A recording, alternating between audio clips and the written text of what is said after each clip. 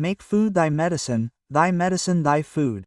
This phrase is well known, ancient, from Hippocrates, the father of Western medicine, of conventional medicine. But Vicenna has always spoken about it too. All doctors have always talked about nutrology.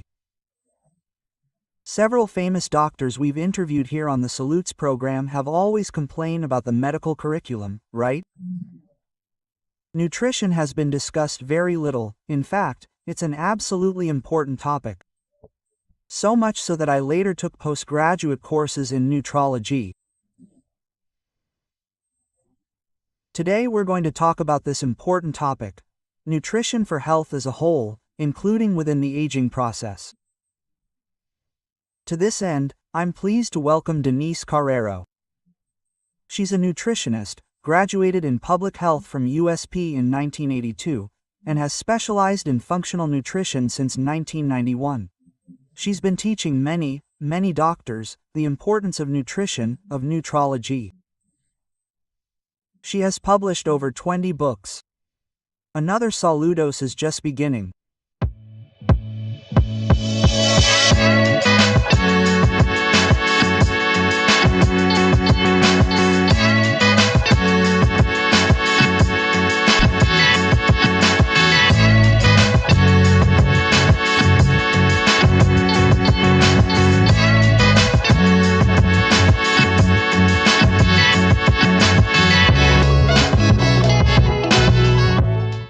Good evening, and welcome to the Saudays program, which is hosting Denise Carrero today. She's a nutritionist from the University of São Paulo School of Public Health, a leading nutritionist who is paving the way for this important discipline in medicine. She has published over 20 books, the last two of which focus on traditional healthy aging, which we'll discuss in due course. Good evening, Denise Carrero. It's always a pleasure to welcome you here to Salutes. Good evening. Dan. Thank you for inviting me to chat with you again, right? Once again. Denise Carrero is already a friend of our program. Denise, to begin introducing our topic, it's from this opening. That's right? Nutrition is such an important topic that it's always been marginalized in medical schools. Is that right? Definitely. I think maybe it wasn't back then, right? Because back then, when a doctor came in, you go back to the 1950s and 1960s, they'd come in and say, "Oh, I have a stomachache or something." It was usually like, I had a fight with someone, ate something unusual, right? So, let's understand the cause a little, but I think, especially since the pharmaceutical industry took over, nutrition started to be ignored, because evidence-based medicine itself, well, nutrition doesn't fit into that metric, right? Because you can't study a nutrient in isolation, in an isolated function. That doesn't exist, right? I usually say that the body is a huge chemistry laboratory. There are reactions happening all the time, everywhere. We are the result of the reactions that happen within us, but the reactants are the nutrients. If there's a lack, there's an imbalance. If there's an excess, there's an imbalance. So, there's no isolated action, much less a single process. Each nutrient has thousands of functions within the body. So you can't delimit this action to the point where you write a scientific article and it concludes a topic. That doesn't exist in nutrition. All of this, right, Dr. Denise, not to mention individualized treatment, right? Suddenly, a vitamin or nutrient may be excellent for one patient, but for another at a given moment, it may not be. There's no general rule. That's right. Do you agree with that? That's it. When you talk about Hippocrates, right? Well, at the same time, Lucretius talked about foods that are a remedy for others, right? So, in addition to this individuality, it also implies the dry document itself, which is produced by the Institute of Medicine, right, which is used worldwide, and it states the following. The real need for a nutrient is never effectively known based on what? Individuality. So, often, for me to function like my neighbor, I'll need more of that nutrient for it to perform the same function. Okay? So, when you talk about biochemical individuality, that's the first concept that governs, right, functional clinical nutrition. Why? Because that's it. I need to treat or balance the body, not control the symptoms, right? It's by balancing the body that we can achieve this. It's the biological terrain, right? The body is made of nutrients, it's made of phytochemicals. So, if I don't balance this body, I won't actually be able to change a situation. Medication, in general, can control certain symptoms, because sometimes not even that, but it can effectively change the cause and restore function. Physiologically speaking, it's the nutritional process that does the trick. Within this integrative approach, we have all these processes that involve the physical, mental, emotional, and spiritual aspects, all the complementary therapies that will always work to balance the body. Isn't that right? All the therapies that you bring up a lot here, that people always talk about a lot, right? So, we realize that they are always aimed at balancing the organism. And to balance the organism, you have to have adequate matter. There's no way to balance an organism without the matter that forms all the cells, the hormones, the enzymes, the neurotransmitters, the defense cells, right? Yeah, this matter, this tangible part, as we say, right? It comes from the food we eat. There's no way you can. I joke, I say we haven't learned how to photosynthesize, right? We can't live on light like a plant. We have to have this intake of matter, and when I eat this food, it has to be digested and absorbed, right? And assimilated, right, doctor? It also has to be well assimilated, right? Exactly. It's only when you have the set of reactants that you will have assimilation and, therefore, the function of each one being performed. So, we need to ensure this nutritional process. And the World Health Organization itself, right, Meldon, states that more than 75–80% of diseases are caused by food.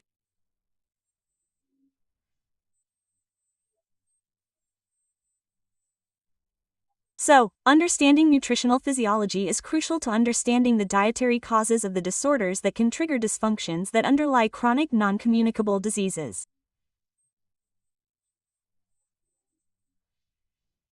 So, that's what's not well known.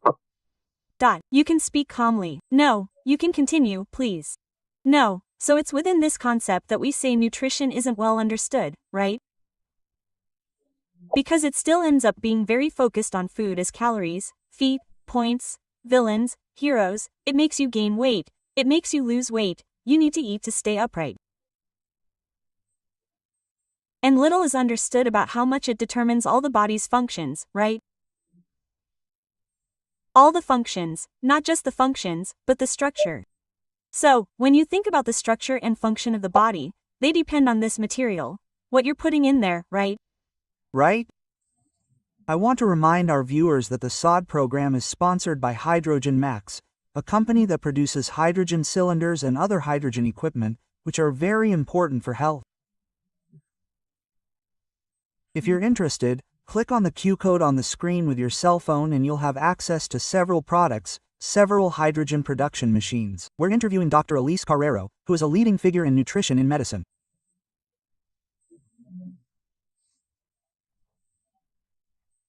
She gives many classes to many doctors, many lectures. Is she reducing this resistance to information about nutrology and nutrition among doctors, Dr. Denise, or is there still a lot of resistance?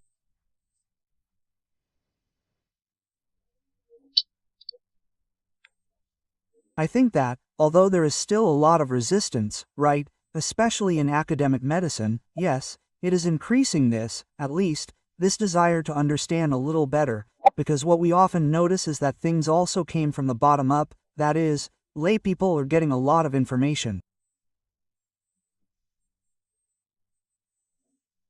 Right? You and many laypeople who follow your program want information, they want to understand, because they often come to our office saying, I've been to so many doctors, so many nutritionists, so many psychologists, and I can't recover my functions. I still can't balance, I still don't feel well, I still can't recover my health. So, and then these people, they go after, they search, they go online, they go, right, try to understand what's happening to them. And it's very common for patients to come to me and say, I ask, who referred me to you?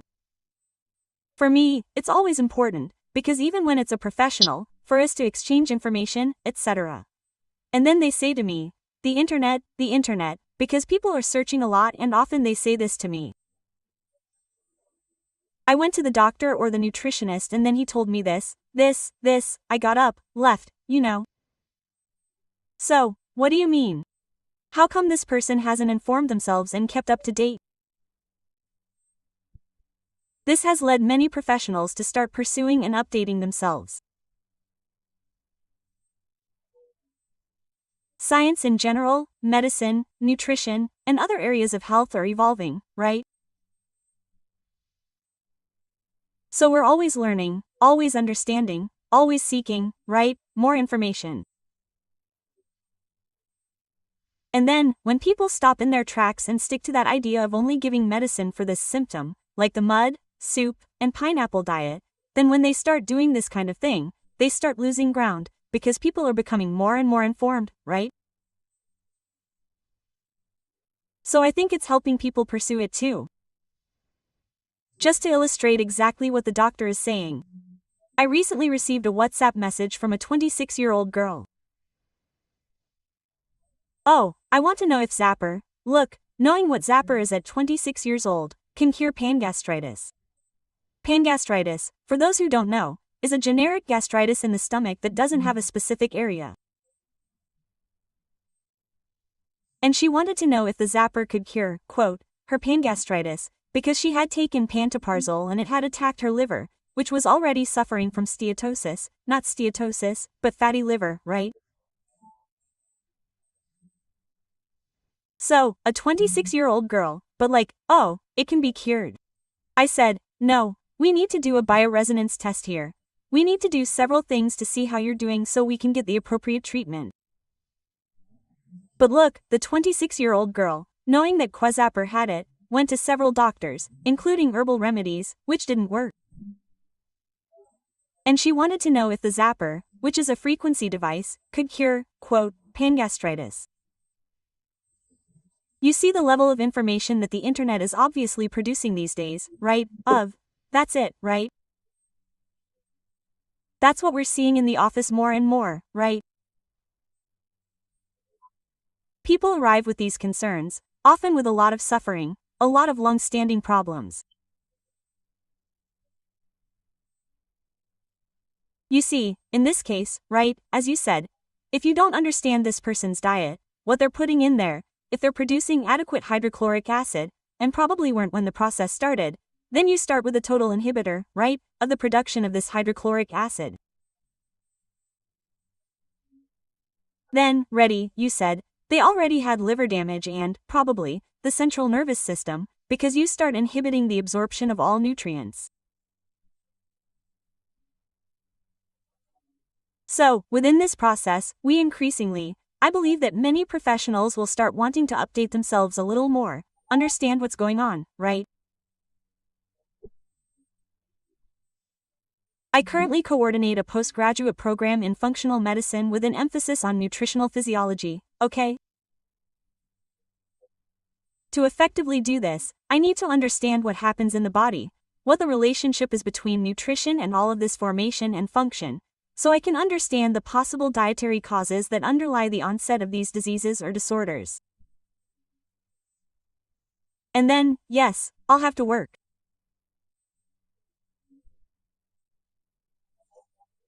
It may be in conjunction with a nutritionist, but I will have to understand that we have to expand the possibilities of recovering this person's functions and not simply give a medication that will control it, when it can. Because you see that, in this case, I couldn't even control it, right? When you can control a symptom, but we know it won't change the cause, okay? So, without a doubt, I believe and hope, Baldo, and increasingly more health professionals. In my extension courses, I have all health professionals. So, it's common to have nutritionists, doctors from all areas, but it's also common to have psychologists, dentists, pharmacists, because nutrition is ignored even in nutrition school,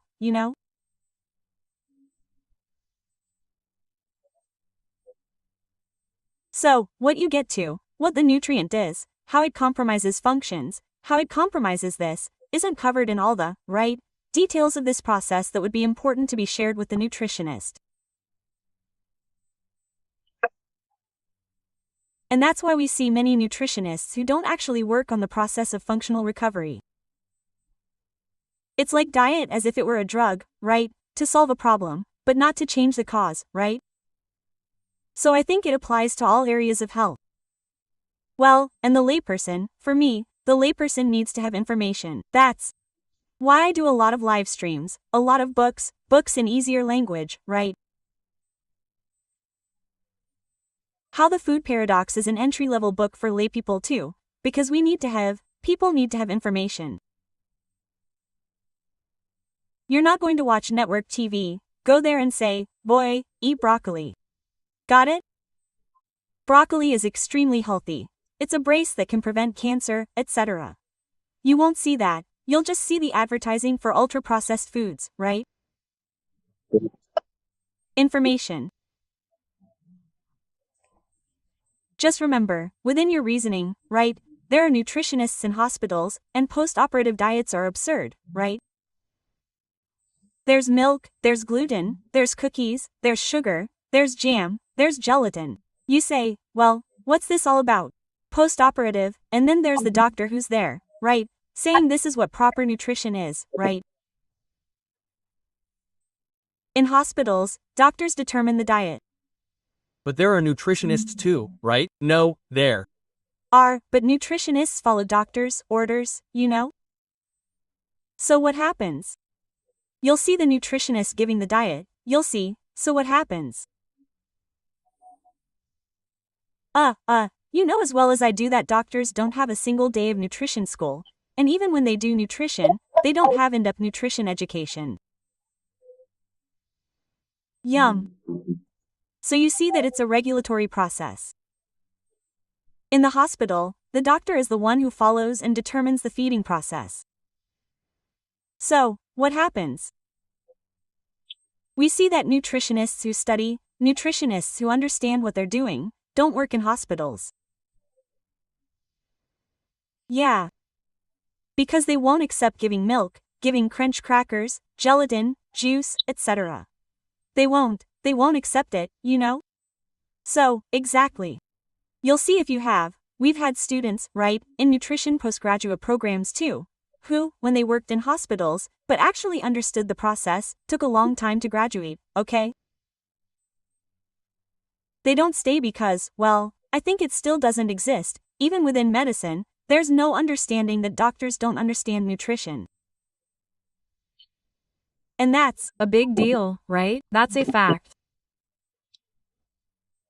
Now, thank God, we have doctors who are pursuing it, studying, understanding, because it's important to even work alongside a nutritionist who speaks the same language, right?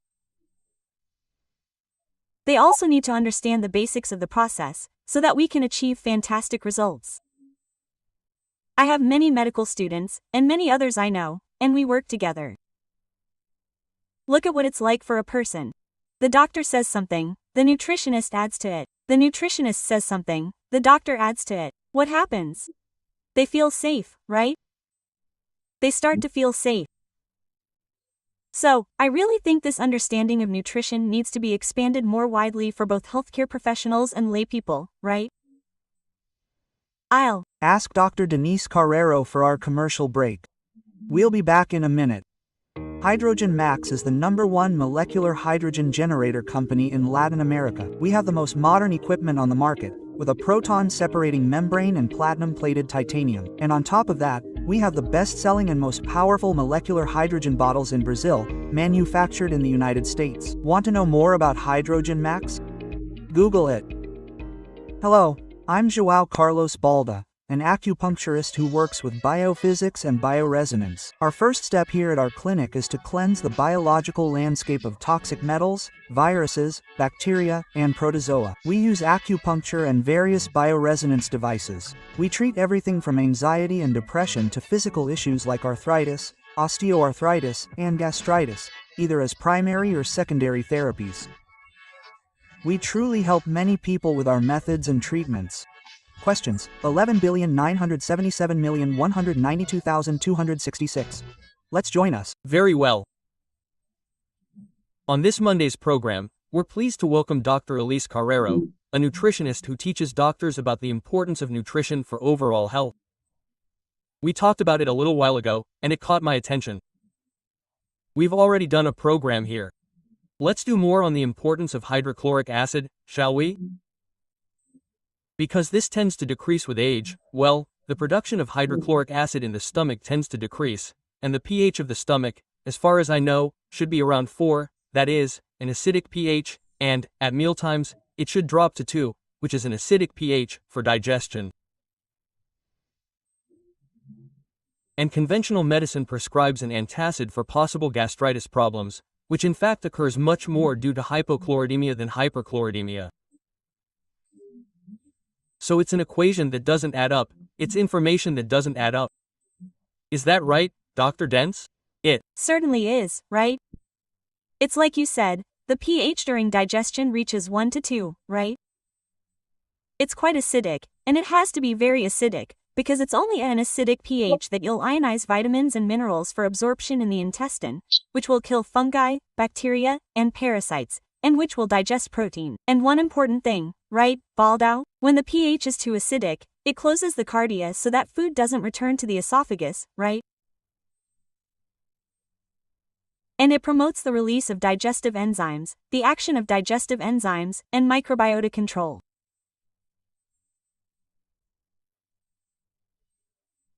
And when food stops for a moment in the stomach and begins to pass through the intestine, it's this very acidic pH that stimulates the release of secretin in the intestine, hormones that lead to the release of bile salts and bicarbonate. In other words, digestion and absorption in the intestine also depend on adequate hydrochloric acid in the stomach. And that's where the problem comes in. If there's not adequate hydrochloric acid production, instead, and it's often not achlorhydria, it's like you said, it's hypochlorhydria. So that pH, instead of being close to 2, is close to 3, for example. It's a very small difference, but it's a significant one in digestion. And then the food that gets there, instead of breaking it down, it stops, ferments, swells, irritates, and can even poke around and return to the esophagus, since the esophagus is not designed to have any hydrochloric acid at all. So, in this process, this esophagus will be irritated by that little bit that's too little for the stomach, but too much for the esophagus. So, there's heartburn, reflux, throat clearing, coughing, mucus formation. And then what happens? Proton pump inhibitor. Then they take it and completely inhibit the production of hydrochloric acid.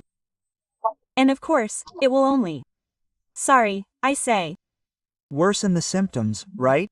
It's because initially it numbs the stomach, right? Because I joke, say it eucalyptus even, right? So, initially, it's anesthesia, but all the subsequent problems the person will experience will be due to this, because it disrupts proper vitamin and mineral absorption, and it can't control the healthy microbiota. It alters the healthy microbiota, which is a determinant of our immunological, neurological, and endocrine health. And it can't digest protein properly.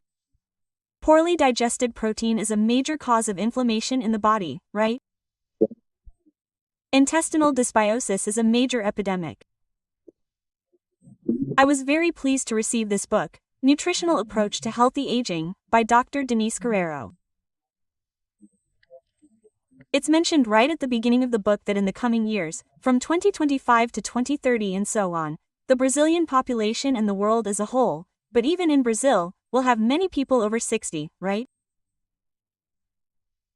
Older people, right? The elderly. And how do we age healthily? Incredibly, in this book, Dr. Denise states that one of these people, a group of people who are already in their third age, in the so-called third age, has even better health conditions than young people, right? They don't eat fast food, they don't eat soda, they don't eat milk, which is the topic we'll cover in the next program. Anyway, tell us a little about this book, who it's intended for, and comment a little on this presentation I'm talking about.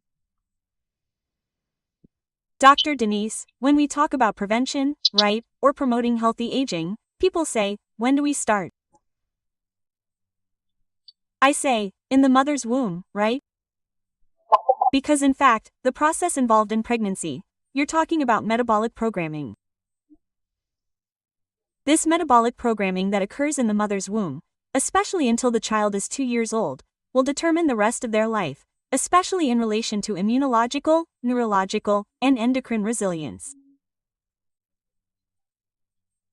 So, when we say that people who are 60, 70, or older today have a greater chance of being more resilient, it's because back then, when they were born, there were no chemical additives, no pesticides. People ate food, there was nowhere to run.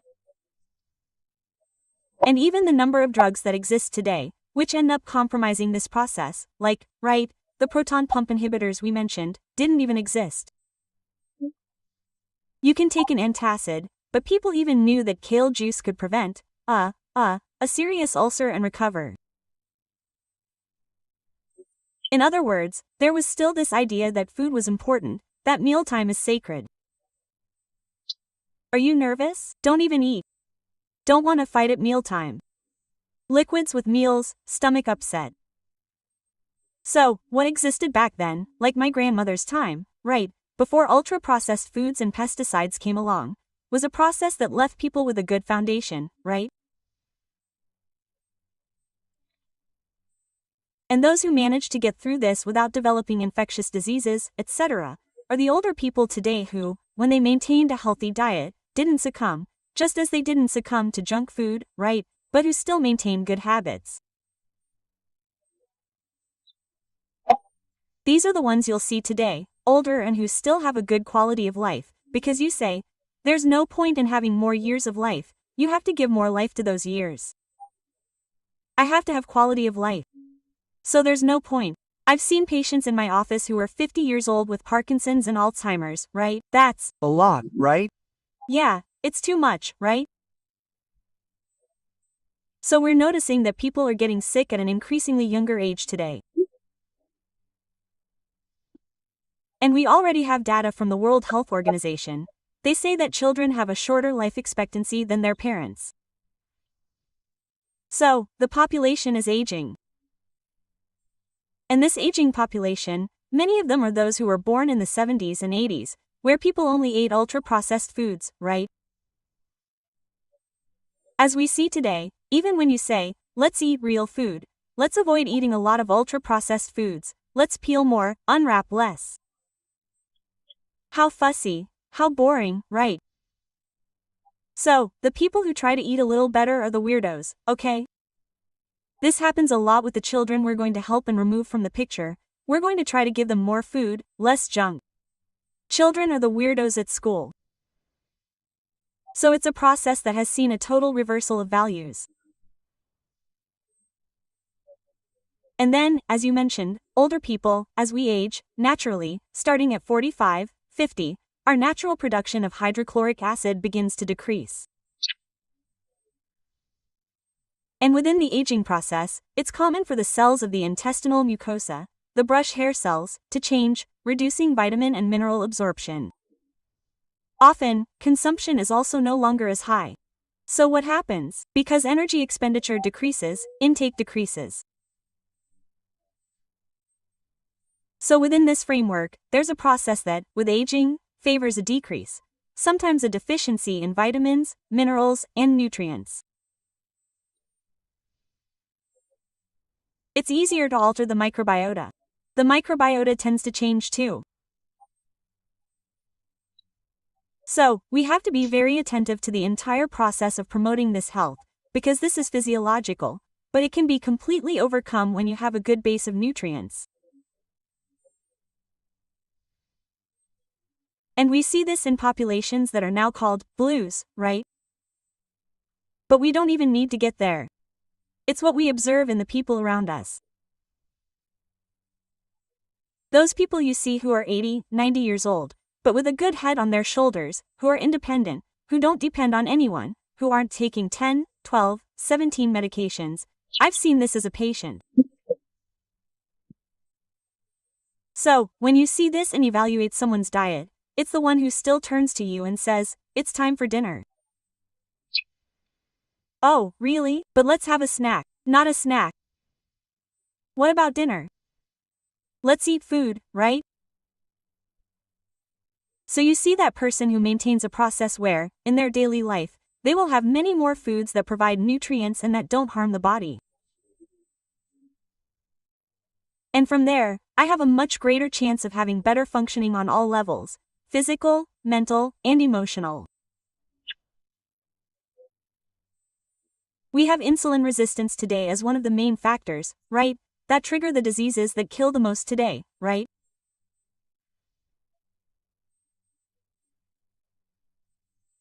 And within this process, there are many, many causes of this insulin resistance, linked to inflammatory foods, linked to cow's milk, linked to sugar, chemical additives, and linked to very low consumption of vegetables, greens, and fruits. So, if we start working on this within I say it's a diet from grandma's time, right? Go back to eating real food, regular meals, high consumption of fruits, vegetables, and greens, preferably organic, which have 40–50% more phytochemicals. A fruit, vegetable, or green has over 1,000 phytochemicals. These phytochemicals, which we already know, are proven to be one of the main factors leading to healthy longevity because they have a hormone-stimulating effect on the body.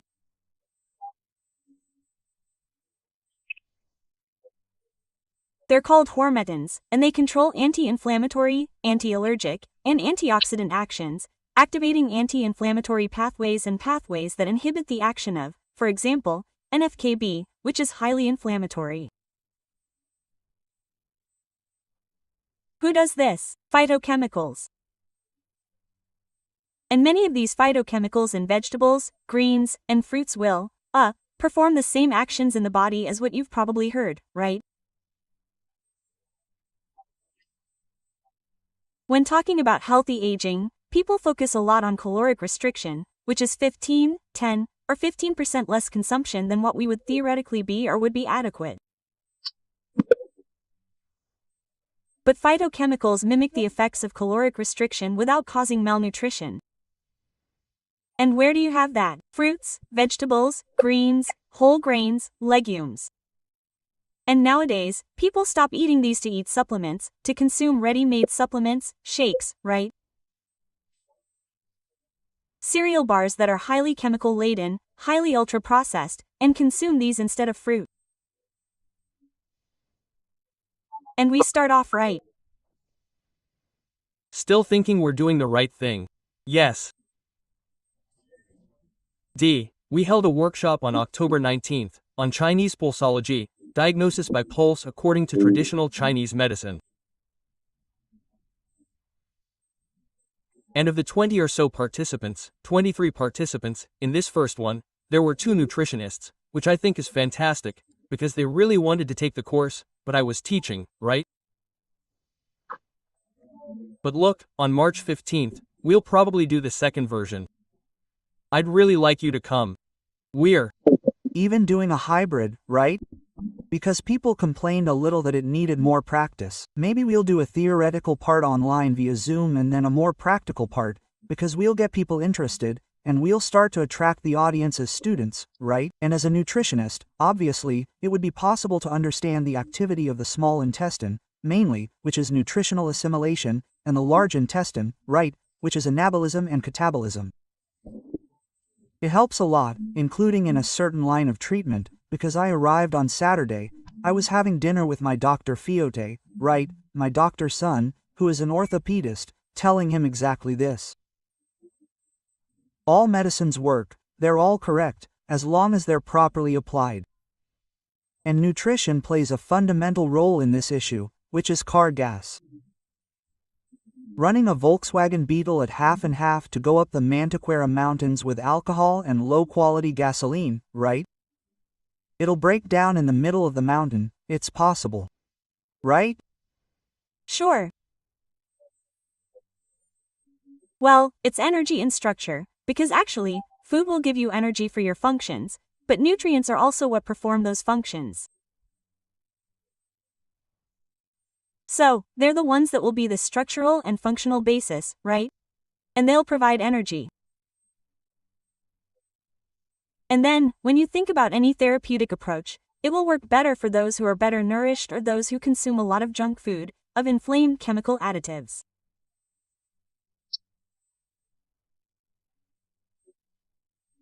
So, any therapy that exists, it's much more effective based on a suitable biological foundation. Then it takes another action, right? Perfect. And here in the office, we do exactly that. When people come with, I say, bring all the medications, because clinical reasoning indicates a certain herbal, homeopathic, allopathic, whatever it may be, right, food, etc. But the dosage for that person, we do both bioresonance and Bidorte, is important, because clinical reasoning is one thing, and the person's body and assimilation are another. Sometimes you have to adjust. It's individualization, right? It's individualization.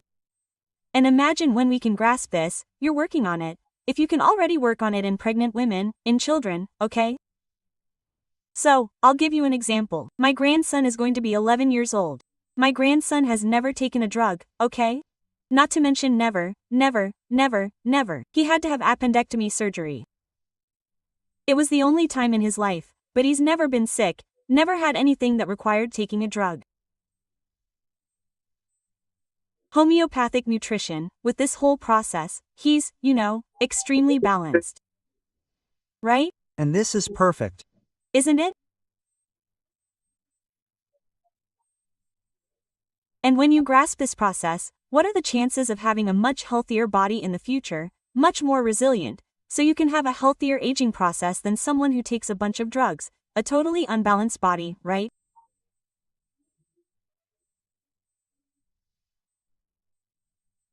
So within this framework, we say, it's not just about living longer. The problem is quality of life. That's what we're not seeing.